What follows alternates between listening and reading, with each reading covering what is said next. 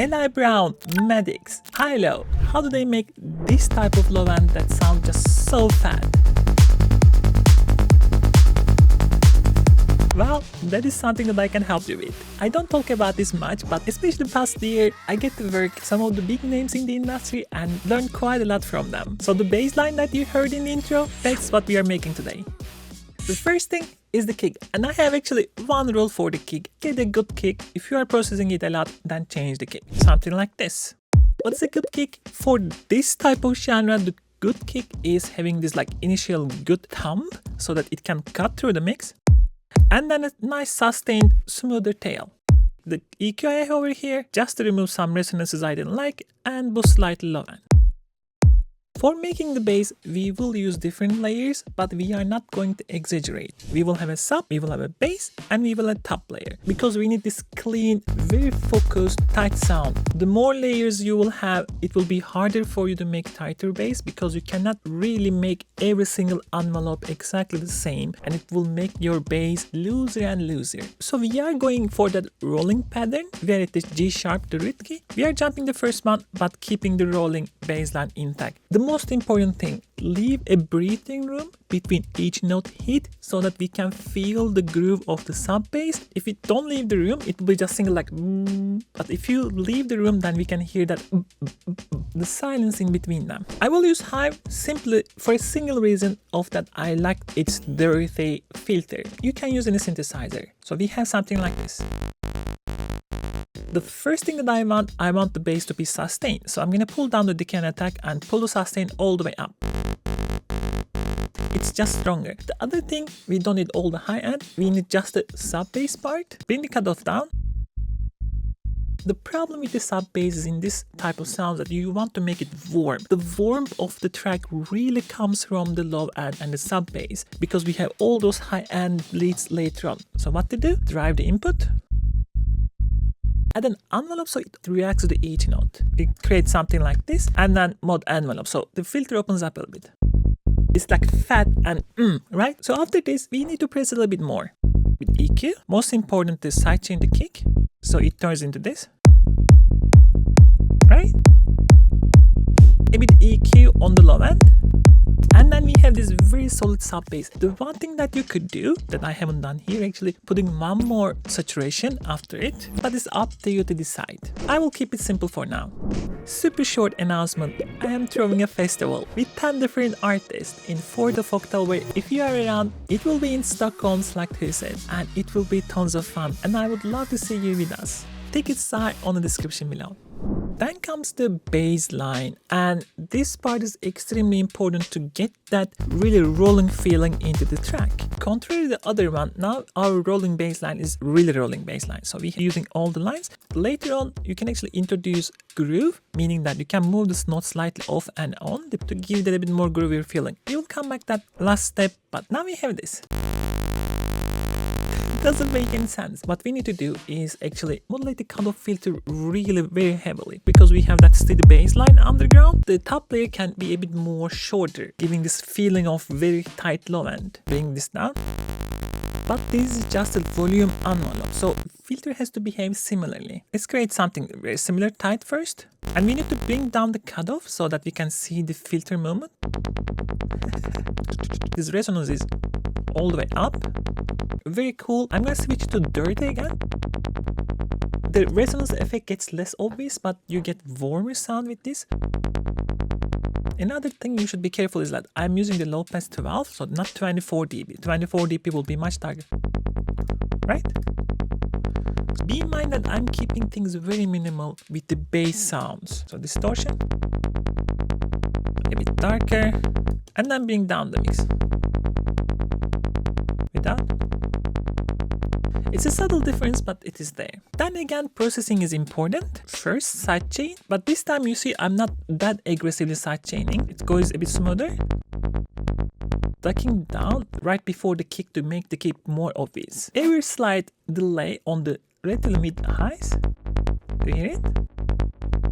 The bass layer is in the same octave as the sub layer. That means that we need to manually remove the sub part of this sound. So here, I'm basically removing the fundamental. If I were using Serum, I could just use the remove fundamental option, but in this case, I'm doing it manually. The only problem with this one is like, if you are using different notes, you have to automate the point that you are cutting because fundamental moves, right?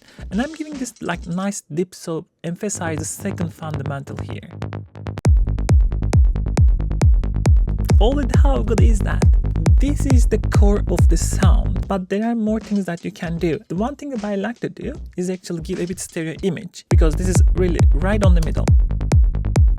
The easiest way to do this one, rather than messing up the original sound, is actually creating a top layer of bass. In this case, I'm removing from the first one, just there's nothing to really disturb the kick. This time, I am actually using Serum and using exactly that idea that I told. This is the main line. Like if you take a sawtooth like this, go here, process, remove fundamental, you see they look exactly the same. Rather than doing manually, I'm doing like automatically. So what you need to do is going for unison 2 and creating a very plucky envelope like this and putting it onto the cutoff. One oscillator to the right, one oscillator to the left. So we create this illusion of stereo image, right? It's important to make this really tight and short to not mess up the tight feeling of the low end. Something like this is good enough. Without, very middle, that small sound. So you can actually volume this down depending on how you feel, right? You can even go more. And of course, you have to process properly. Let's add a shaper box. The first fundamental, the note is around 200, so it won't disturb anything below 200. So it's really perfect. So good. Now, this was the bread and butter of the sound. Everything that we do after this point is kind of getting that extra 20%. And if you just keep it this simple, your track will sound pretty solid and professional already. The first thing that I need to mention is that I run everything into my mastering chain. The main reason for that is your kick and bass is the first thing that will hit that mastering chain. And to get that sound right, it will really help. So what we are doing here, giving a slide this boost and scoop with the pull tag. I have a video over here, take a look. Without, with, it's just so small, but it just makes the like pluckiness a bit softer. Then I'm just using black box to overall saturate the mix, only 40%. Without, with.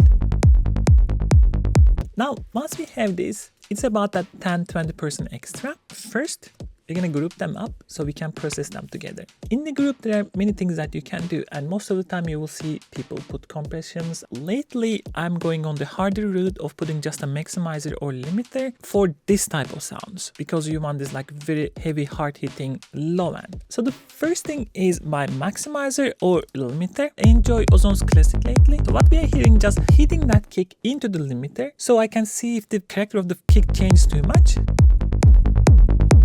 I'm exaggerating to see even more harder, but like around here. Then I'm gonna use a pull tag compression just to smooth out that rolling bass line hardness. And then you will boost, and then cool cut. You exaggerate, you see what's happening. It's cutting all the bass line, but it gets really soft in the middle. Do you hear it? Like this is a very smooth, but I don't want that smooth. I want a bit more in your face. And then I like to saturate the whole low end. In this case, black box analog design from Plugin Alliance. I love it quite a bit much. So these plugins come like with 100% mix, but what I like to do, first find a point that I enjoy, then bring down the mix so that I can like keep my dynamics intact, but still enjoy that warmth of the saturation. Too much, isn't it? Especially be careful of the pentode with the low end. It sometimes make it very mid-low heavy. For me, this is a bit too hard still, so what I'm gonna do, bring down. Super cool. And once we add a bit high end, claps, ambience, now we have this super cool groove.